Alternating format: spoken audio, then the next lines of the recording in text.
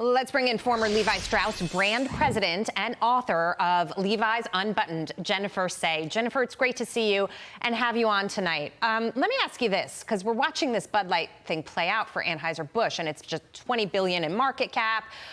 They've seen almost a 30% reduction in sales as a result of this. People just outright saying, I don't want to drink Bud Light because I don't like what it stands for.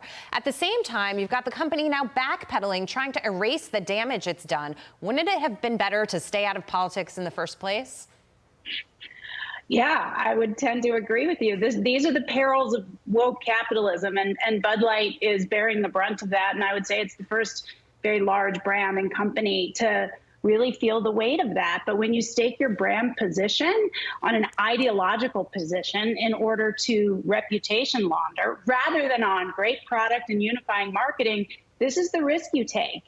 And, you know, if they just stuck with what they do from the very beginning, funny marketing that's unifying during these moments where people want to enjoy a beer, they would have been fine. I think it's interesting that the brands that are gaining share right now, they aren't taking an equal and opposite position. They're just focusing on the product, and their businesses are soaring. Modelo, Coors Light, et cetera. So it really is a rejection of woke capitalism and reputation laundering through marketing. You know, Jennifer, when I was in politics, I learned that the American people are really forgiving. And if Anheuser-Busch probably just apologized and walked back, they would be forgiven. But then to come out with an ad and have just men grunting, I don't know that this ad is going to actually bring their beer drinking audience back. Yeah, I think you're right. I think they had an opportunity in the beginning to potentially apologize and actually directly address it. Because I want to be clear, people aren't rejecting the idea of inclusion or the idea of diversity. They're rejecting an ideology that's premised upon a lie, an ideology that says men can be women, that says men should be able to compete in women's sports because they say that they're women. That's what people are rejecting. They're rejecting this sort of insistence that we need to further a lie. Now, if they had apologized and sort of recognized early on, but now it's too late, and now they can't really do anything but wait it out. And I don't know if it's going to come back. To your point, the sales keep going down each month. We're up to 30% down. It started at 20. It keeps getting worse. It's not getting better.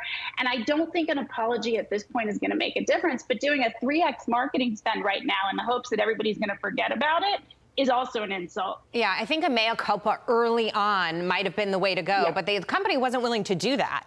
And basically, Jennifer, what I'm hearing from you is what they actually did was they put the priorities of a few ahead of their entire customer base, and now they're paying for it. And they haven't been the only ones to do it. Target has done it.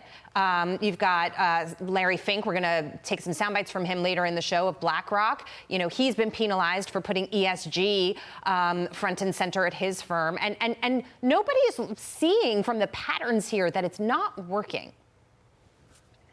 Yeah, they're not. Although I would guess, I don't know because I'm not in boardrooms right now, but I would guess that companies across the country are gathering themselves in boardrooms and really coming to some sort of an agreement or realization that they don't want to get Bud Lighted, right? and perhaps retrenching and deciding to get back to focusing on product, to knowing their consumer, to unifying marketing, to financial discipline. They got a little big for their britches, and they forgot who their customer was, and this was insulting to the customer. And that, you know, that's the number one rule in business. Don't forget your customer, right? Appeal to the customer. 4th of July party last night, Hayward, Wisconsin. I didn't see anybody drinking Bud Light, but not far off of that, Jennifer. It looks like major companies are ditching DEI officers. At least 5 diversity executives have stepped down or were pushed out at top companies in the last 2 weeks. Disney, Warner Brothers Discovery, Netflix, even the Oscars, all seeing shakeups in DEI. Is this an end to DEI or a reshuffling of boardrooms and executives across the country? You know what? This is my take on it. You know, in the summer of 2020, amidst the BLM rallies and in the aftermath of George Floyd, companies, wanted to do something, right? They wanted to help. That's not the worst thing in the world. This is how they did it, which doesn't help the people they claim to be helping. They hired huge DEI departments. Business is now tough. They can't really afford it anymore. These departments haven't delivered an ROI, and so they're going to be the first to go. It's really that simple. Yeah, it is that simple.